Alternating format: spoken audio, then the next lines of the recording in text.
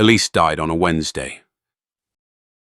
The hospice nurse had told me the previous evening that it would be tonight or tomorrow, and I had sat in the chair beside her bed through the dark hours, holding her hand, listening to her breathing change, the long, slow intervals between each breath, growing longer and slower through the night, until at 4:20 in the morning, the intervals simply did not end. The room was very quiet. A lamp was on in the corner, low, the kind of light that does not demand anything of the space it occupies. Outside the window, the Austrian Alps were invisible in the dark. But I knew they were there the way you know. Certain things are present without needing to see them. I sat with her for a long time after. I did not call anyone immediately. I wanted the last hour to be ours, the way the first hours of our marriage 43 years ago had been ours before the world reassembled itself around us and required things. She had told me once early in the illness that she was not afraid of dying, but that she was afraid of the noise that would follow it. The administrative noise, the procedural noise, the well-meaning noise of other people's grief finding its expression in activity. She said, "Promise me you will have an hour of quiet first." I had promised. At 5:30, I called the nurse. Then I called our daughter Katharina in Vienna, who answered immediately, because she had been waiting for this call, and who said nothing for a long time, and then said, "I am coming." Then I sat down again and looked at my phone for a long time, before dialing the number I had been forming and dissolving in my mind for the last 3 months. My son Tobias answered on the 4th ring.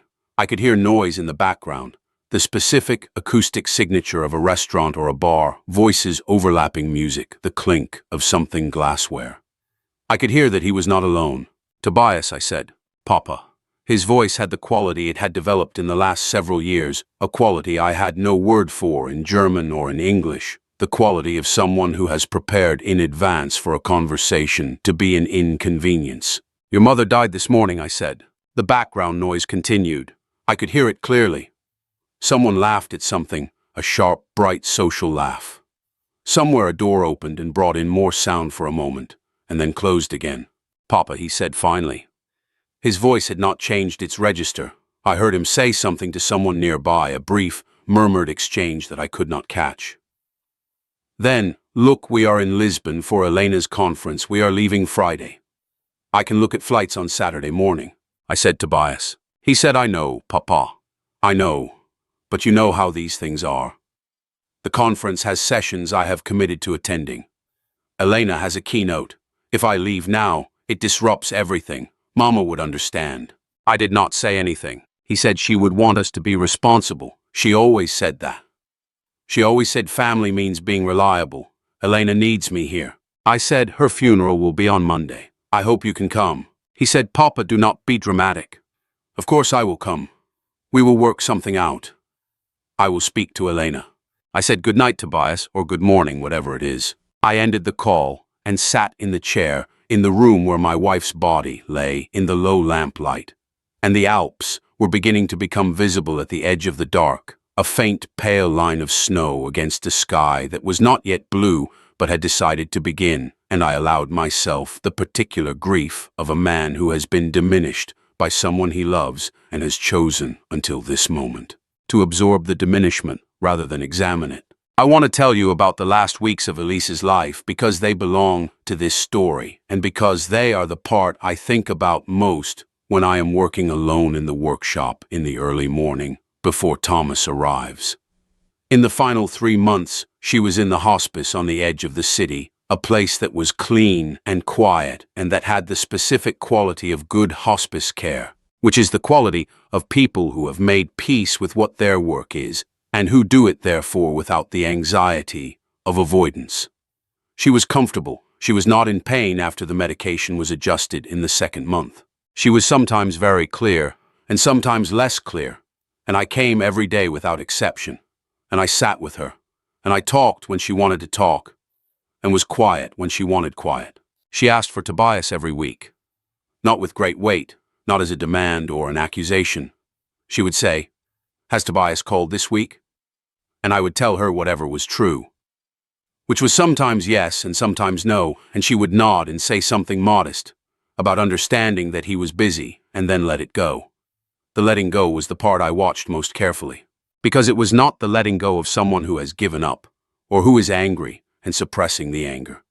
It was the letting go of someone who has decided that the space will be kept open and that the person for whom it is kept will find their way to it or not, and that this is their choice and not something she could make for them. She kept the space. Tobias did not come.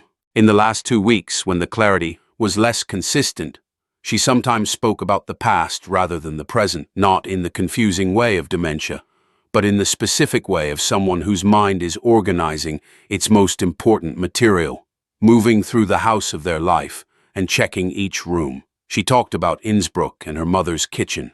She talked about the Schubert Sonata and the window open in summer. She talked about Katharina's birth and about the afternoon I had brought Tobias home from the hospital and placed him on her chest, and about what she had thought in that moment, which she told me for the first time in those last weeks, and which I am going to keep for myself. She talked about the workshop. She said I always loved the sound of it from upstairs, the timing machine. She said it sounded like something that knew what it was doing. I said, that is what it is. She said, like you. I said, I'm not always certain. She said, you are certain more than you know. She said, that is one of the things I liked about you from the beginning. I said, what was the other thing? She smiled. She said, your hands. I said, my hands. She said, you had good hands for someone who said he was hopeless at music. I said, that was not my fault. She said, no, that was mine. I should have been a better teacher. We laughed. The night nurse looked in through the door and saw us laughing and closed the door again quietly. That was the last time she laughed with me. She died 4 days later. My name is Georg Wachter. I am 67 years old. I spent 41 years as a watchmaker in Salzburg, the third generation of a family that had been making and repairing watches in the city since my grandfather opened his workshop in the Getreidegasse in 1931. I say this first because watchmaking is not incidental to who I am. A watchmaker is a person who has spent a professional lifetime understanding that the smallest things determine whether the large thing works or does not work, and that the most dangerous failures are the ones that develop slowly, incrementally, through the accumulation of tiny tolerances that are each individually negligible and collectively catastrophic. I have applied this understanding to my work, and I have not applied it with sufficient consistency to my family, and that failure has cost me more than I can calculate. My grandfather, Franz Wachter, learned his trade in Munich in the 1920s and came to Salzburg in 1930 because a colleague in Munich told him there was a vacant shop front on the Getreidegasse with good light and no competing watchmaker within 3 blocks. He was 26 years old, and he had 600 shillings, and the tools his master had given him at the completion of his apprenticeship, and an understanding of mechanical time that was, by all accounts, I have been given, exceptional. He served the city through the difficult decades that followed, repairing watches and clocks for people who could not afford new ones, keeping time running for the population of a city that needed time kept regardless of what the political landscape was doing around it. He survived the war. The workshop survived the war. The mechanisms he maintained survived the war. When my father, Hermann Wachter, apprenticed with him at 16 in 1951, the bench was the same bench, and the tools were largely the same tools, and the specific grammar of the space had not changed in 20 years. My father took the workshop in 1965, when my grandfather's eyes could no longer manage the fine work, and I apprenticed with my father from the age of 14, spending every afternoon after school at the bench until I was old enough to call it a profession. I learned from my father the way my father had learned from his.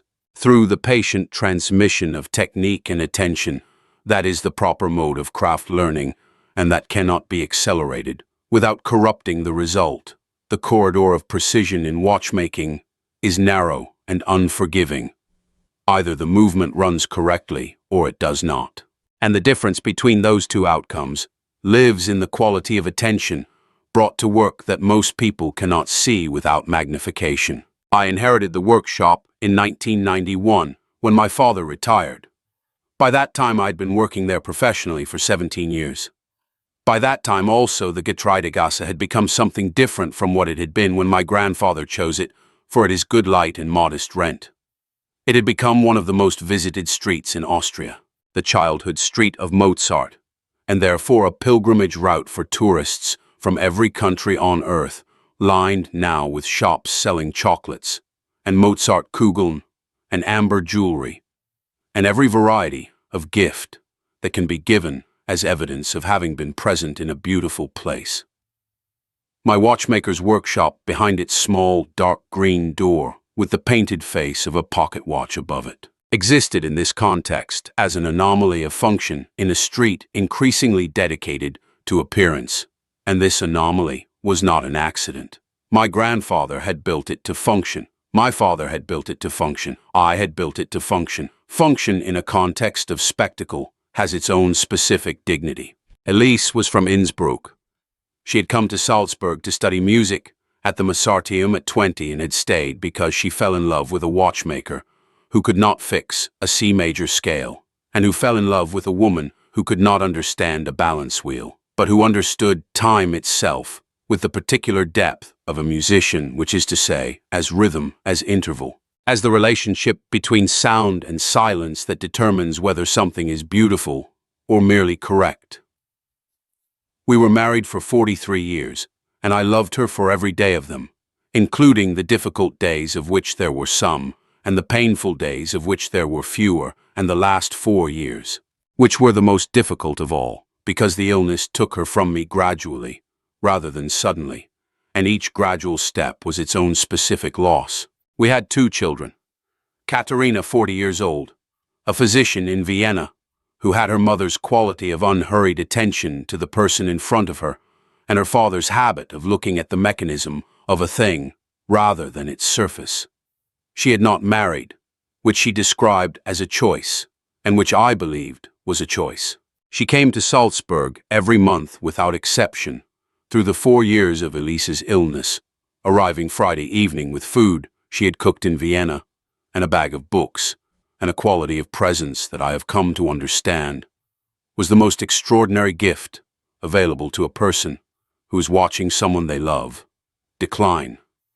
She was simply there, fully and without performance, and there was Tobias, 43 years old, the elder child who had grown up in the watchmaker's apartment above the workshop and had gone to the university in Vienna at 19 and had not substantially returned. Not in the geographical sense. He came back for Christmas in some years and for other occasions.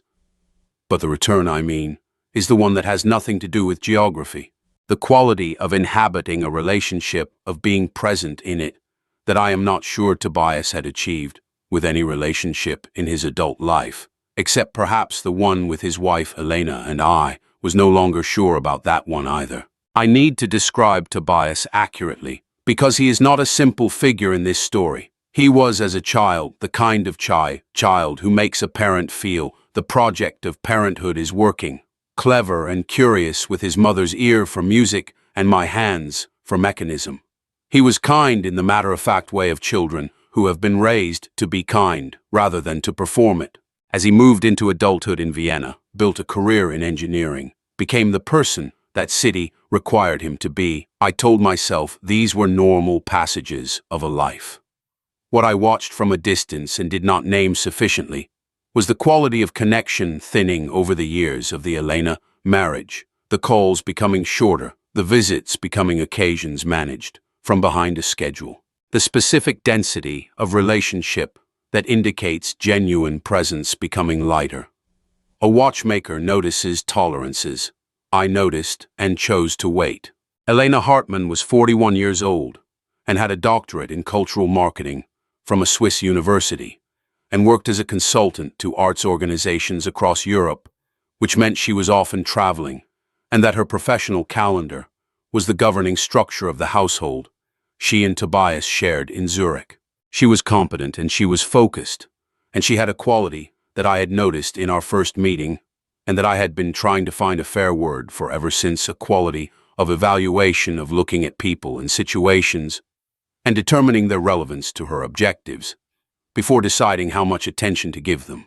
I had watched her evaluate Elise over several years, and I had watched the evaluation settle into something like tolerant impatience, the impatience of someone who finds sentiment inefficient, and who had married a man who was susceptible to it. I want to be fair to Elena. The temptation, given what I know now, is to read everything backwards from the conclusion, to find the malevolence in every remembered moment.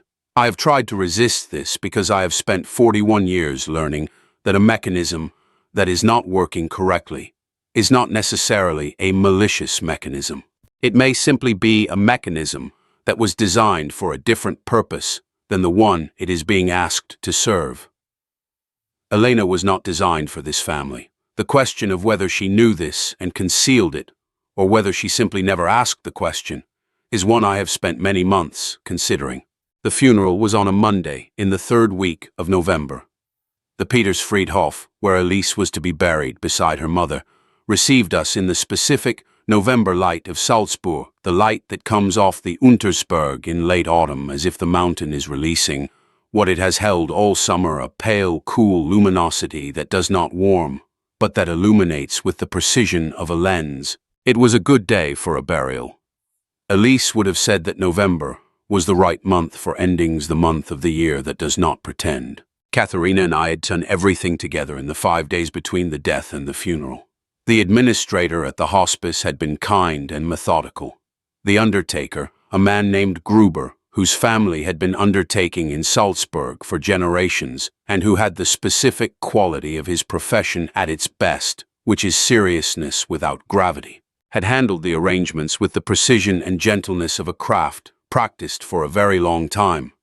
I had called Elise's friends, her former colleagues from the Mozarteum, where she had taught piano for 22 years, her sister in Innsbruck, the neighbors on the Neutorstrasse whose children Elise had taught as a young teacher, and who had never entirely stopped treating her as a teacher, even decades later. Tobias arrived Sunday evening. He came alone. Elena, he explained at the airport, when Katharina and I had driven to meet him, had her keynote presentation the following morning, and could not rearrange the schedule. I noted the word rearrange. I noted that the keynote presentation of a cultural marketing consultant had been assessed as of sufficient weight to balance against the burial of her husband's mother and had been found heavier. I noted this and I said nothing. What I observed in my son over that Sunday evening and Monday was something that I had been observing in smaller doses for several years, but that concentrated into clarity in those 2 days, in the specific way that grief concentrates everything into clarity. He was present in the geometric sense of the word. He was in the room, but the quality of presence that Katharina had brought to every visit over 4 years, the quality of full attention, of inhabiting the relationship rather than attending it, was absent. He moved through the evening with the careful, slightly abstracted manner of someone managing an obligation. He said the correct things. He was not cruel or dismissive, but he was not there in the way that mattered. And the way that mattered was the only way that mattered on the evening before we buried his mother. At the funeral itself, he stood beside me in a black coat that was too thin for November, and he looked at the coffin with an expression that I could read because I had been reading him for 43 years. An expression that was trying to feel what it believed it should feel, and that was finding the effort more complicated than expected. Katharina stood on my other side and she was simply crying, without effort or management, the tears of someone fully engaged with the thing in front of them. The difference between the two sides of me that morning was one of the sharpest experiences of my life. I want to describe the funeral specifically because it is not a scene I'm going to have again, and because the description of it is part of the account I owe Elise's memory. The Petersfriedhof on a November morning has a quality that I have no English word for, and that the German word still does not entirely contain. It is the quiet of a place that has been receiving the dead for 500 years, and that has developed through this long vocation a specific relationship to the living that is neither indifferent nor comforting, but simply exact. The high walls of the old city and the face of the Monksberg rock above it create an enclosure that holds the light and the sound differently from the open sky. And in November, when the leaves are down and the tourists are largely gone, the cemetery has the quality of a mechanism that is running correctly and without audience doing what it was made to do. Elise's grave was beside her mother's in a section of the cemetery that dated to the early 20th century, and where the headstones were of a modest weathered stone that had been chosen for people who understood the difference between permanence and ostentation. I had selected a simple headstone in the same material, and a mason I had used for a previous repair to the shop's exterior stonework had engraved it with her name and the dates and 3 words that she had asked me for from a conversation we had had in the 3rd year of the illness during one of the clear mornings that the medications sometimes produced. She had said, "Georg, when you are choosing the words for the stone, use these 3. I had written them down in the notebook I kept beside my bench during those years, and I had not needed to look at the notebook when the time came because I had not forgotten them. They were Sie hat zugehört. She listened. It was what Margaret said about her at the eulogy, and it was also the truest thing about her, and it was the thing I wanted, written on the stone above the place where she was going to be for the rest of time. Elise's friend Margaret, who had taught violin at the Mozarteum for 30 years, and who was the person Elise had loved longest, after me gave a eulogy that made the small chapel completely silent. She talked about Elise playing the Schubert B-flat sonata on the evening before she left for Salzburg at 20, playing it alone in her parents' house in Innsbruck, with the window open because it was summer, and because she said she needed the world to hear it before she took it with her. She talked about the way Elise listened to her students, not for errors, but for the specific quality each student brought to the music, the quality that was theirs and no one else's. She talked about what it meant to have a friend who heard you that way. I listened to every word and I held on to every word because I knew they were the last new words I was ever going to hear about Elise, and new words about the people we love are a currency that runs out. At the reception afterward in the house on Neue Torstrasse, Tobias took a phone call in the garden that lasted 11 minutes. I know this because I watched through the kitchen window. I watched him pace the garden path between the winter bare rose bushes Elise had planted in the first years of our marriage, his breath visible in the cold air, gesturing occasionally with his free hand in the way he did when he was managing something. He came back in with the quality of someone who has handled something and is now ready to be present again, which is itself a comment about the quality of the presence. He flew back to Zurich on Tuesday morning. I drove him to the airport. We said the things that are said. He said he was sorry for how things had been. He meant in general. He said it with the vague temporality of someone acknowledging a condition without specifying its duration or its nature. I said, "I know." I said, "Tobias, I need you to hear something." He looked at me across the car interior with the slightly braced expression of someone expecting something they have been expecting for a long time. I said, "Your mother asked for you every week for the last 3 months. Not in a dramatic way. She just asked, 'Is Tobias coming this week?' And then she said nothing more about it because she was not a woman who asked for things twice." I said, "She did not say she was disappointed. She said she understood you were busy, but she held the space for you every time I visited. She had the chair positioned. She had the thing she wanted to tell you ready in her mind, and then she let it go because you were not there." He said nothing. I said, "I am telling you this not to make you feel guilty. You will feel what you will feel. I am telling you because I need you to know what was true. You can decide what to do with what was true." He got on his plane. I drove back to the empty house. The following weeks were the weeks of Elise's absence in all its daily dimensions, which is an experience I will not describe in detail, because it is one of the most common human experiences there is, and one of the most private, and because the description of grief tends to make it into a performance, and she had asked me to avoid unnecessary noise. What I will tell you is that the weeks were not empty.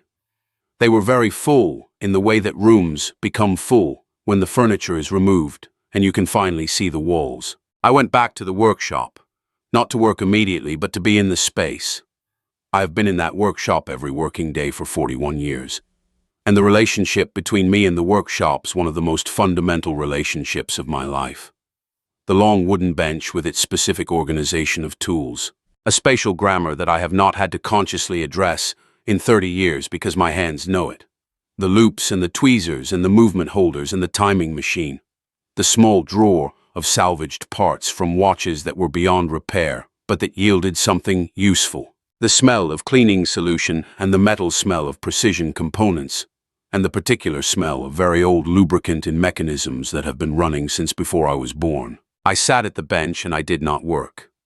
I held a pocket watch that had come in for service before Elise's hospitalization and that I had not touched since. It was a 19th century piece Swiss, a Patek Philippe, from approximately 1890, belonging to a collector in Munich who had inherited it from his grandfather. I held it in my hand without opening it, and I thought about the person who had made it, who had died more than 100 years before I was born, and whose work was still running because they had done it correctly. And I thought about what correctly means when applied to things that need to last. The following weeks were the weeks of Elise's absence in all its daily dimensions, which is an experience I will not describe in detail, because it is one of the most common human experiences there is, and one of the most private, and because the description of grief tends to make it into a performance, and she had asked me to avoid unnecessary noise. What I will tell you is that the weeks were not empty. They were very full, in the way that rooms become full when the furniture is removed and you can finally see the walls. I went back to the workshop, not to work immediately, but to be in the space. I have been in that workshop every working day for 41 years, and the relationship between me and the workshop's one of the most fundamental relationships of my life. The long wooden bench with its specific organization of tools, a spatial grammar that I have not had to consciously address in 30 years because my hands know it.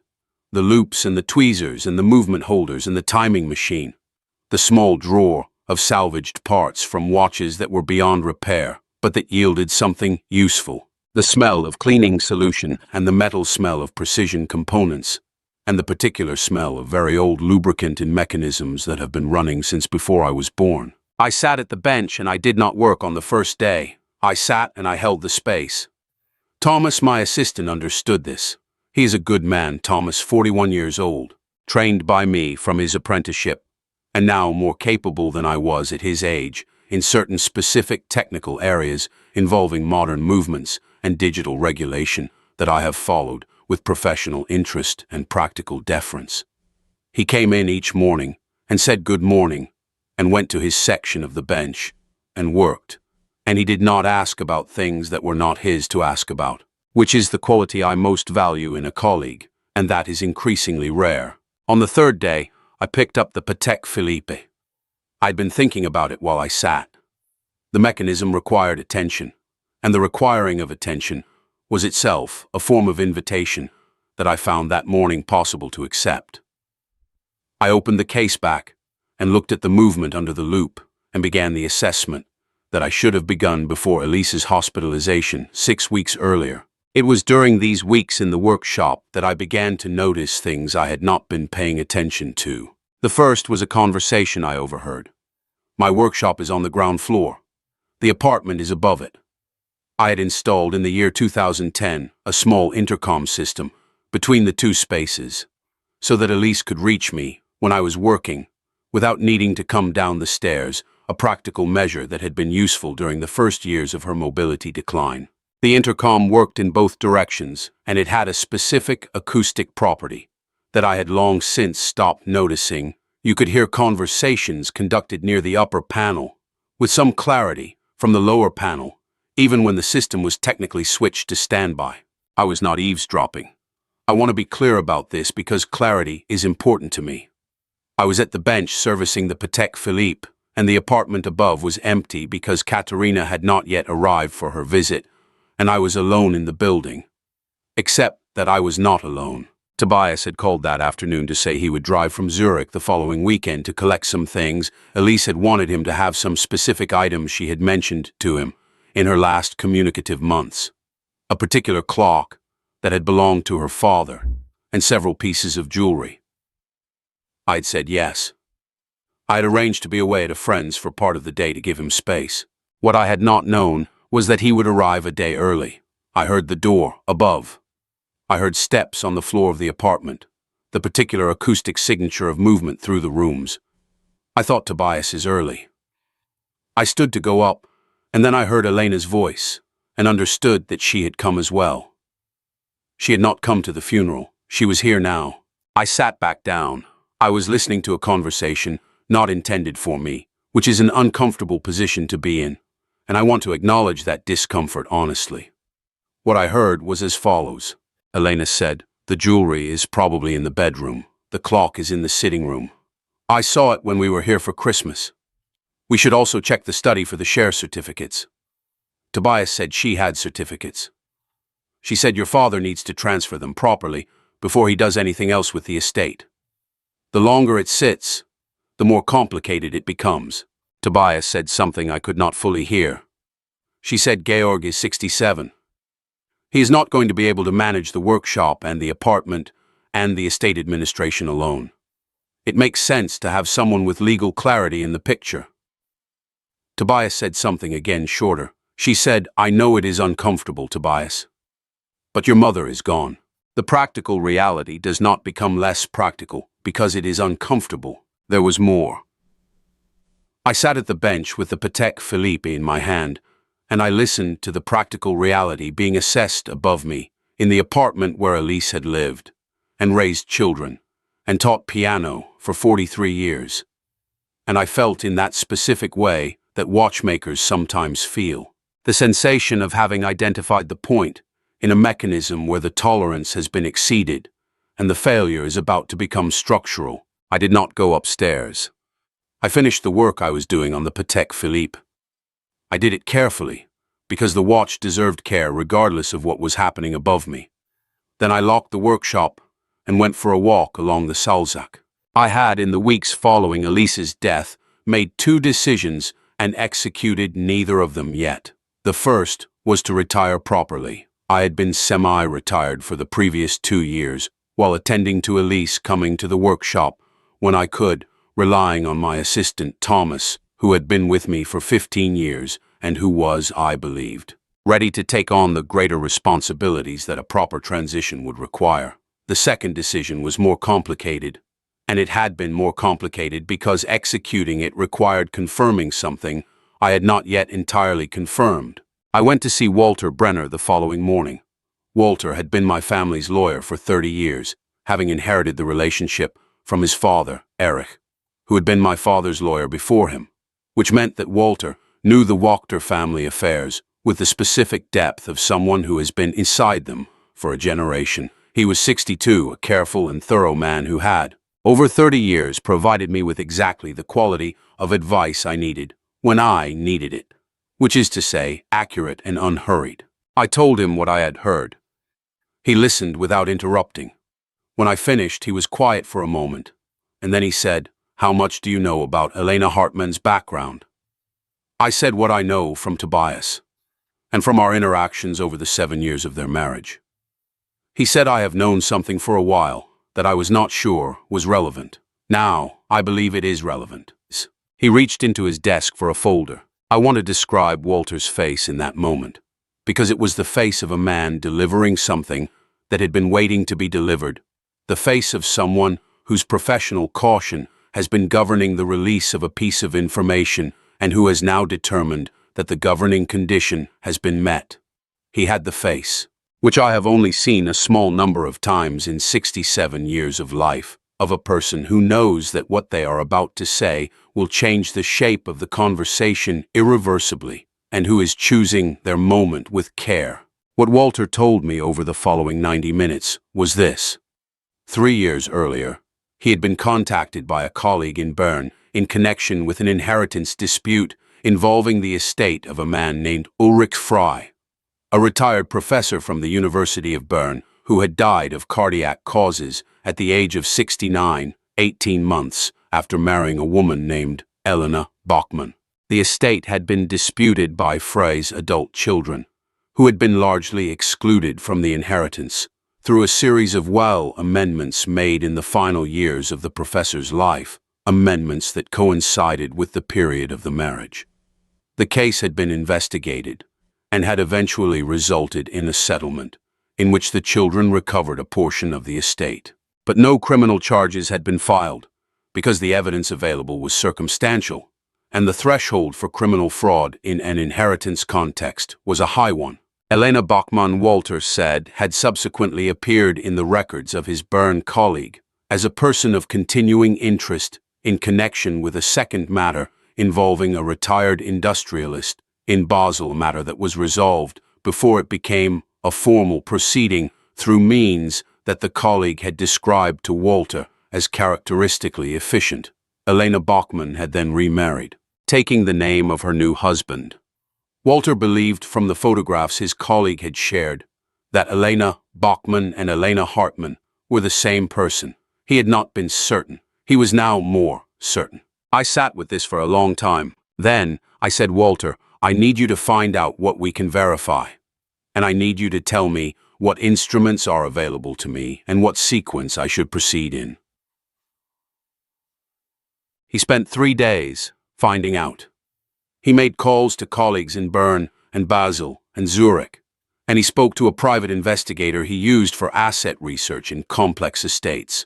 I want to tell you what those 3 days were like from my side, which is to say, I went to the workshop each morning, and I sat at the bench, and I worked on the Patek Philippe. I did not think about Elena, or the Bern situation, or the Zurich investigation, or what was coming. I worked on the movement. The escapement needed attention, the palette jewels worn slightly at the corners from a very long period of inadequate lubrication at some point in the mechanism's history. And I addressed this with the precision and patience it required, and I thought about the movement, and only the movement for several hours each day.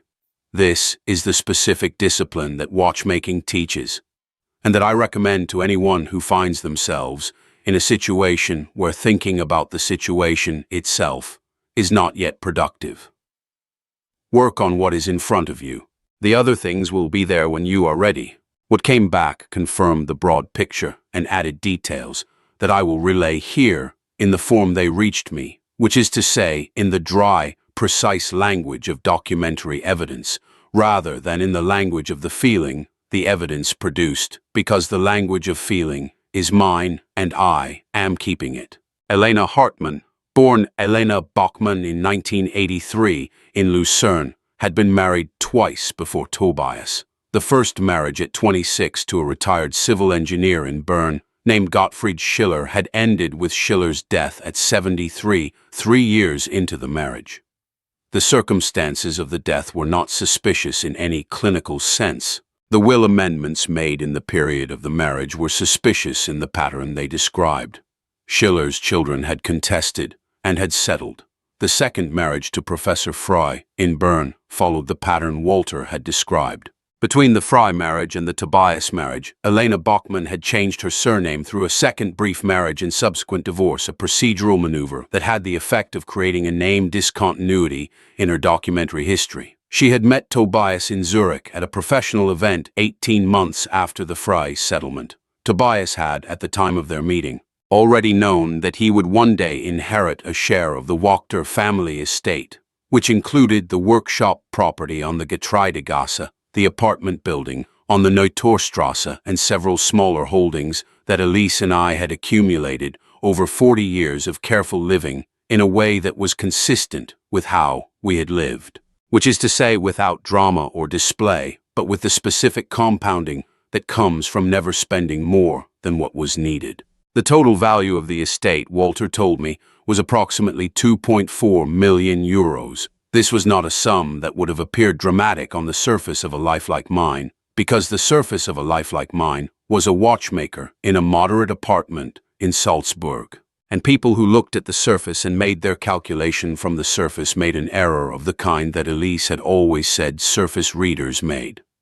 The Getreidegasse property alone, however, had a land value that reflected what that street in the center of Salzburg had become over 40 years of Austrian tourism and Baroque UNESCO heritage designation. Walter and I planned carefully over 2 weeks. I want to tell you about the planning because the planning was the most important part, and because it is the part that people in stories like this one often describe as the revenge, as if the planning were about what was going to happen to Elena, when in fact the planning was about something else. It was about Tobias. It was about whether there was anything in my son that could be reached with accurate information before that information became unavailable to him through the progression of his circumstances. What I mean by this is as follows. The legal case against Elena was going to proceed with or without Tobias's cooperation because the Bern and Basel materials were in the hands of the Zurich authorities independently of anything Walter or I did. Walter had established this through his conversations with the investigating bodies. The question of whether Tobias was going to face this development as someone who had been given the information and had time to prepare, or as someone who received it as a shock in the middle of his ordinary life, was a question I had the ability to influence. I chose to influence it. I chose this because I had learned over 40 years of working on mechanisms that the shock application of force to a system that is not prepared for it produces damage that patient preparation would have avoided, and that the mechanism's integrity afterward is better preserved by the latter approach than the former. This is a technical description of what I did for reasons that were not technical. I told my son before the world told him, because he was my son, and because I believed he deserved the chance to meet what was coming as himself rather than as the person the shock would make him. Whether I was right about this is a question I am still considering. I believe I was right. I believe Elise would have said the same. Walter and I planned carefully over 2 weeks. I called Tobias and asked him to come to Salzburg for a weekend without Elena. I said it was about estate matters that I needed to handle before the end of the year, and that I preferred to have a direct conversation rather than go through intermediaries. He said Elena usually handled these things for them. I said, I know. I said, this conversation is between you and me. He came on a Friday evening in February, arriving by train from Zurich. I picked him up at the station. He had a quality of reservation about him. The quality I had felt at the funeral intensified, the quality of someone who is managing distance from a situation rather than engaging with it. We drove to the Neuterstrasse without much conversation. I had made dinner. We ate. We talked about things that were not the things we needed to talk about. He asked about the workshop. I told him Thomas was taking on more responsibility. He asked about Katerina. I said she was well and had been promoted. He nodded. After dinner, I said, I need to show you something. I put Walter's prepared file on the table. I did not tell him what it contained. I said, read this. He looked at the cover page, which was a summary document Walter had prepared that described the subject and the provenance of the material inside. I watched him read. I watched his face, which I had been reading for 43 years, and I watched the sequence of it. Confusion. Attention. The specific forward focus that occurs when something you are reading requires you to correct your understanding of something you already know. And then on the page that contained the photographs from Bern, the page that showed his wife in documented connection with a situation that bore an unmistakable structural resemblance to his own. I watched a stillness arrive in his face that was different from the management I had been watching all weekend. He read everything. He read slowly, and he did not look up. He turned every page, and he read the next page. When he finished, he closed the folder, and he sat with his hands flat on the table on either side of it. He said, "Is this verified?" I said, "Walter has confirmed what can be confirmed. There are elements that are circumstantial. The pattern is not circumstantial." He said, "How long have you known?" I said, "I confirmed it 2 weeks ago. I suspected a version of it before that." He said, "Why didn't you tell me before?" I said, "Because you would not have been ready to read it." He looked at me. He said, "And now I am." I said, "I do not know. You are reading it now. That is all I know." He sat with the closed folder for a long time. The apartment was quiet around us. The Alps were out there in the February dark snow. On the Untersberg, the same mountains that had been outside every window of my life, and that were always the same and always slightly different, depending on the light and the season. He said, "The phone call from the funeral, the call in the garden." I said, "I do not know what it was." He said, "She called me from Lisbon. She said your neighbor had told her neighbor that the estate was significant. She wanted to know if we should expedite the process of establishing legal clarity before the executor was formalized." Those were her words. Expedite, executor, legal clarity. He looked at the folder. I thought she was just being practical. I said she was being practical. He pressed his hand against his mouth for a moment. Then he said, Mama asked for me every week. I said yes. He said, and I did not come. I said no. The silence that followed was the long silence of a man arriving at a reckoning that he had been avoiding for a specific time and that he was now unable to avoid. I did not fill it. Filling it would have been a form of theft. He was entitled to sit inside it.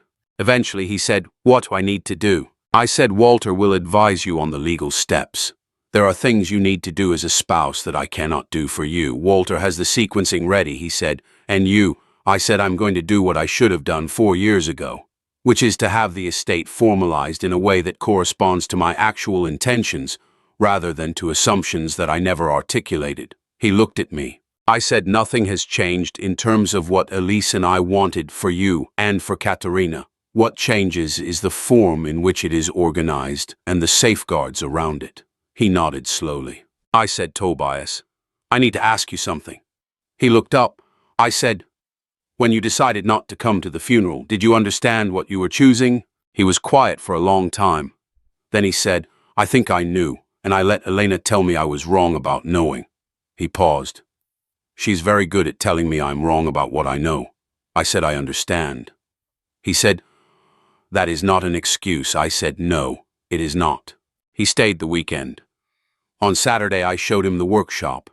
He had not been in the workshop in many years, not since childhood, when he used to come down to watch me work on Saturday mornings, with the fascinated attention that children bring to mechanisms, and that most people lose somewhere in adolescence. I sat him at the bench. I put a worn pocket watch in his hands, not a valuable one, a common 19th century piece that needed a cleaning and a service. I showed him how to open it. He opened it carefully. He looked at the movement inside the specific, organized complexity of something designed to measure time precisely through the interaction of very small things, and he was quiet for a long time. He said, I forgot about this. I used to love sitting here on Saturdays. I said, I remember. He said, you used to let me hold the parts. I said, you were careful. You have always been careful with small things. The large things you have been less careful with. He looked at the movement in his hands. He said, yes. I watched him look at the movement, and I thought about the Saturday mornings when he was 8 and 9 and 10, when he had sat at this bench with the specific absorption that was the purest thing about him as a child. That quality of total engagement with a thing that interested him, undivided and unperformed. He had been a different person in this workshop, or rather, he had been fully himself in a way that the decades since had made less consistent. The workshop had not changed. The bench was the same bench. The tools were largely the same tools, updated where necessary, worn where they had been used. The morning light through the small window fell the same way it had fallen when he was a child. He was sitting in the same chair.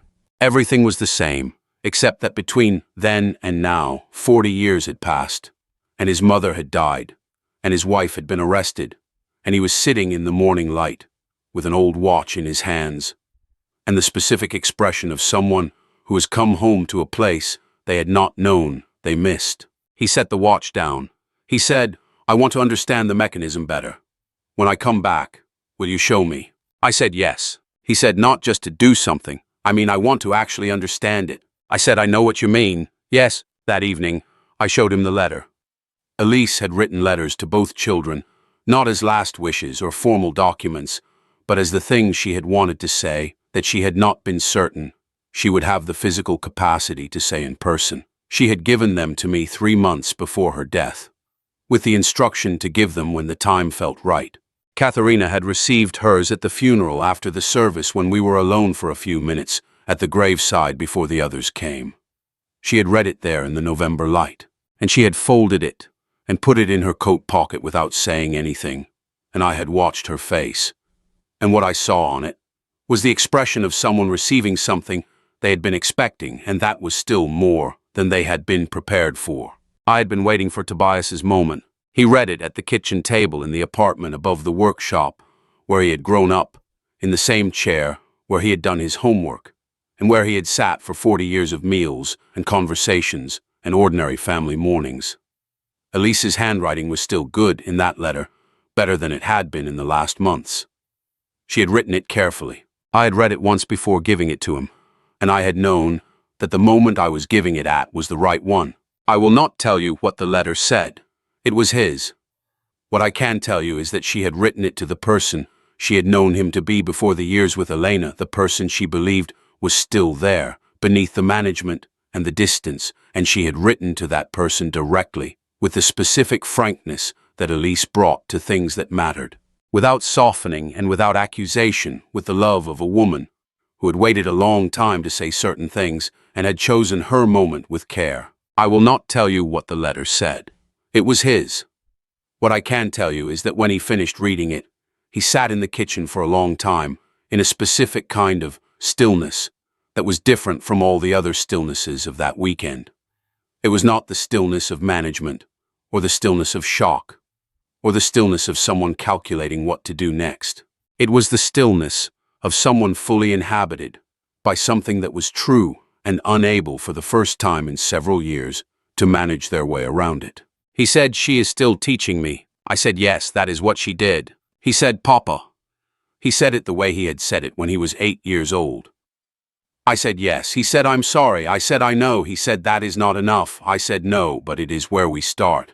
On Sunday morning, he called Walter. The legal process began that week. Elena had, in the interval between my conversation with Walter and Tobias's arrival for the weekend, made a specific filing attempt in connection with an instrument Walter had been monitoring, and that she had apparently been preparing for some time. The filing was for a transfer of advisory authority over certain assets, in anticipation of an estate process, the specific legal move that the Bern and Basel situations had also featured. Walter had anticipated this. The counter-documentation was already prepared. The filing was rejected on procedural grounds, and the attempt itself became part of the documented record that the Zurich authorities, now in possession of Walter's colleagues' materials, and the new filing began to examine. Elena did not know for 10 days that the ground had shifted. When she did understand, she proceeded with the efficiency that Walter had identified as characteristic. She retained a Zurich lawyer who issued several communications. Walter responded to each with the specific precision of someone who has prepared for a long time and has considerably more documentation than the opposing party understands. The Zurich investigation opened formally in March. In April, the connection to the earlier Bern situation was established officially. In May, charges were filed. I will not detail the legal proceedings because they are Elena's story, not mine, and the parts of her story that are mine are limited to the effect they had on the person whose story I am actually telling, which is my son. Tobias spent the spring in a specific kind of process that was not pleasant to observe, and that I observed as closely as he would allow, which was more closely than I had expected. He separated from Elena in March. He moved out of the Zurich apartment, which was leased in her name. He took a room in a small hotel initially, and then on a Tuesday evening in April, when I had not expected him, he called from the Salzburg station and said, "Hey, is it all right if I come for a few days?" I said, "Come." He came. The few days became 3 weeks, and the 3 weeks established a pattern that has continued in various forms since. He is in Salzburg more now than he has been in 20 years. He has not moved back, not formally, but he comes regularly, and he stays for real visits, rather than visits in the geometric sense. He has found work at a firm in Salzburg that suits his training, which is in engineering, and that keeps him close enough to come for dinner, without it being an event.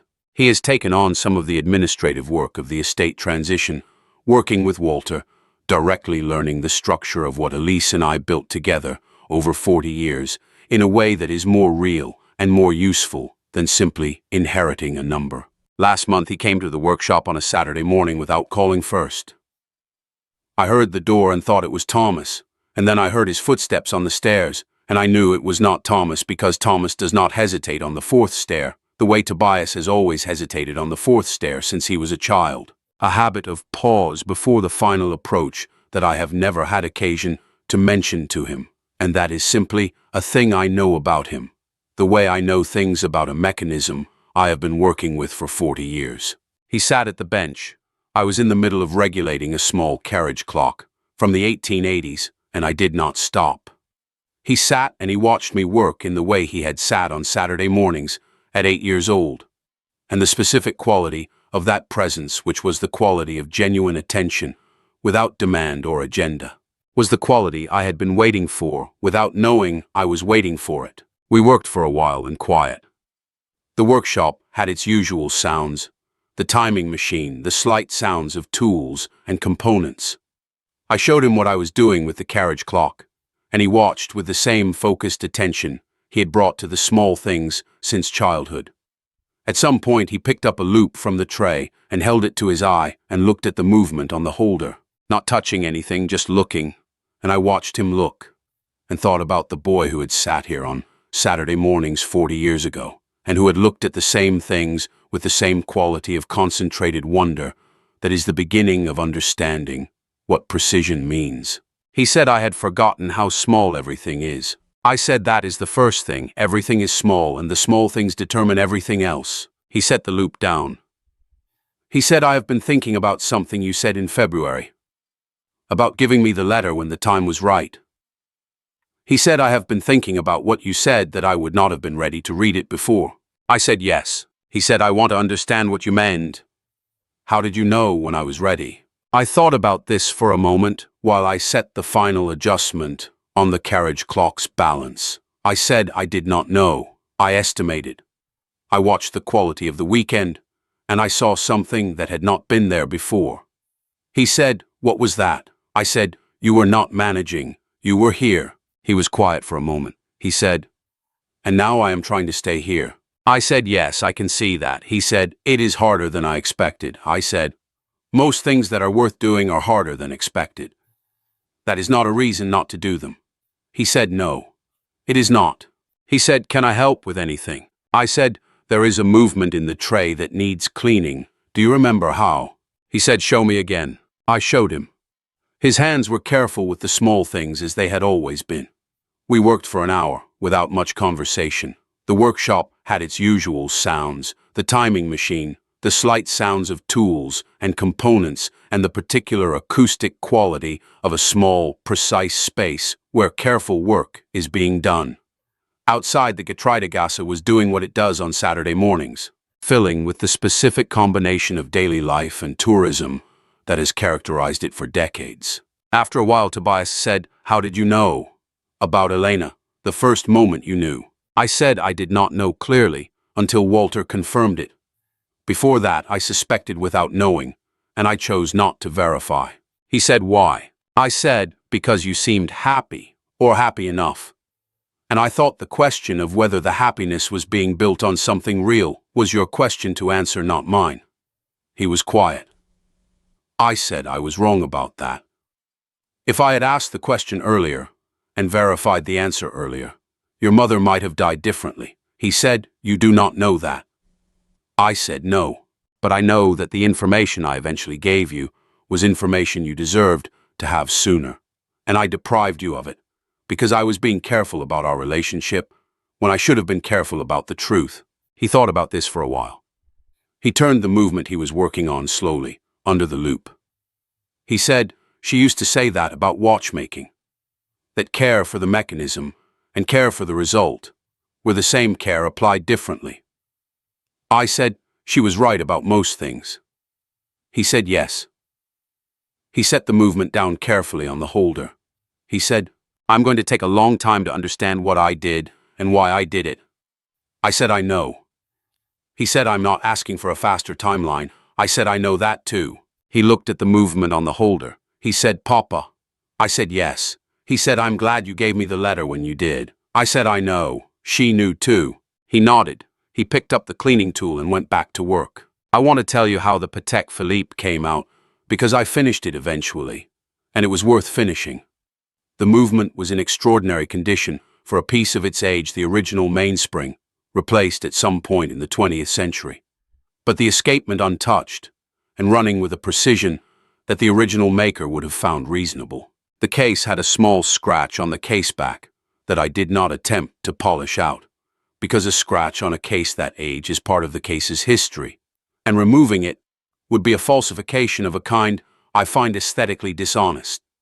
I regulated it to within 3 seconds per day, which for a 19th century pocket watch is an excellent result. I returned it to the collector in Munich, with a condition report that gave him a detailed account of what had been found and what had been done and what should be done in future servicing intervals. He wrote back to say his grandfather had carried it every day for 50 years. He said, "I am glad it still runs." I said, "It will keep running. The movement is sound." I am in the workshop as I write this. It is early March, and there is still snow on the Untersberg, and the light through the window is beginning to have the quality of light that is thinking about spring, not there yet, but considering the possibility. On the bench in front of me there is a watch I have been given to assess, a large repeating clock watch from the 17th century that came from a private collection in Vienna and that may or may not be what the previous owner believed it to be. The examination will take time.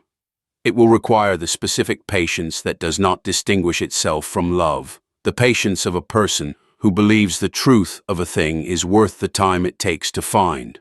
I have been thinking since Tobias's Saturday visit about something Elise said in the second year of her illness during a conversation we had at the kitchen table one afternoon when she was having a good day, and we were talking about things that were not the illness. She said, "Georg, you have been doing the same work for 40 years. Do you ever find it boring?" I thought about it. I said, "No." She said, "Why not?" I thought about it again. I said, "Because no two movements are exactly the same, even movements of the same model from the same year. The material has its own history. The use has its own effect. Every one is a specific problem with a specific solution." She looked at me for a moment. She said, "That is what I try to do with music too. To find what is specific in this piece today. Not what I know generally about pieces like this." She said, "I think you and I are doing the same thing." I said, "I think so too." She said, "I love that we figured that out." I said, 40 years in." She said, "Better late than never." We both laughed. It was one of the ordinary moments of an ordinary afternoon in the second year of a serious illness, the kind of moment that I hold in the specific way I hold small parts carefully and without pressure, knowing that pressure deforms the thing you are trying to keep. I think about Tobias and what the next years will be. I do not expect simple.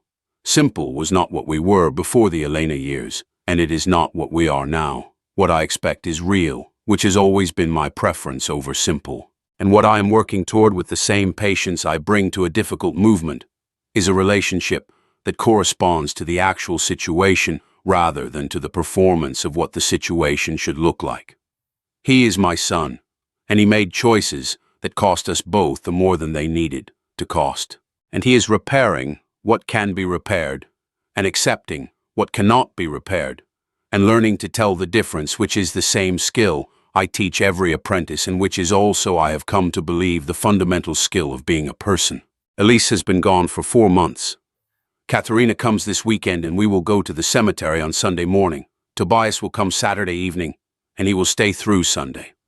The 4 months have been the 4 months they have been, which is to say, not simple and not finished, in any sense that endings are finished, but moving the way the balance wheel of a good movement moves, forward and back and forward, measuring the interval between one moment and the next, in the only way intervals can be measured, which is by being fully present in them. The workshop smells of cleaning solution and old oil and the specific mineral smell of metal that has been in motion for a long time. It smells the way it has always smelled. The tools are in their places. The movement holders are arranged in their row. The timing machine makes its quiet, regular sound. My hands know where everything is without my needing to look. On the Getreidegasse outside the city is beginning its Saturday. The tourists will come in their thousands later, and they will walk past the small, dark green door with the painted watch face above it, and most of them will not know what is inside, and a few will stop and look in the window and see the bench and the tools, and perhaps a man of 67 working at something they cannot see clearly through the glass. Some of them will take a photograph. Most of them will walk on. The ones who stop and really look, who stay at the window for more than a moment, are the ones I think about afterward. The ones for whom the sight of a person engaged in precise, careful work in a small room is something worth pausing for. This is what I know about what I do, and what I have done, and what I will continue to do for whatever time remains. I make small things run correctly. I find the tolerance that has been exceeded, and I correct it with the most minimal intervention that will produce the accurate result. I do not rush. I do not overcorrect. I understand that a mechanism cannot be forced into working, only assisted toward working, and that the assistance requires the practitioner to understand the mechanism's own logic before applying any external influence. I have tried to apply this to my family with the same consistency I have applied it to my work. I have not always succeeded, but I have learned which is the next best thing. And I have the specific patience for learning that comes from a lifetime of small, precise work, in a small, precise room above a street in a city that has been here for 1,000 years, and that has not yet found reason to stop. Tobias will be here Saturday evening. I will make dinner. The Alps will be outside the window in the dark, and then in the morning, they will be there in the light, which is what they always do, being what they are, in whatever conditions present themselves, which is the only kind of faithfulness that matters, and the hardest kind to maintain, and the kind I am still trying to learn at 67 years old, in the workshop above the Getreidegasse, where my grandfather opened the door for the first time in 1931, the year before my father was born, the year before any of this began. The balance wheel turns, the hands move, the mechanism holds. That is enough. That is everything.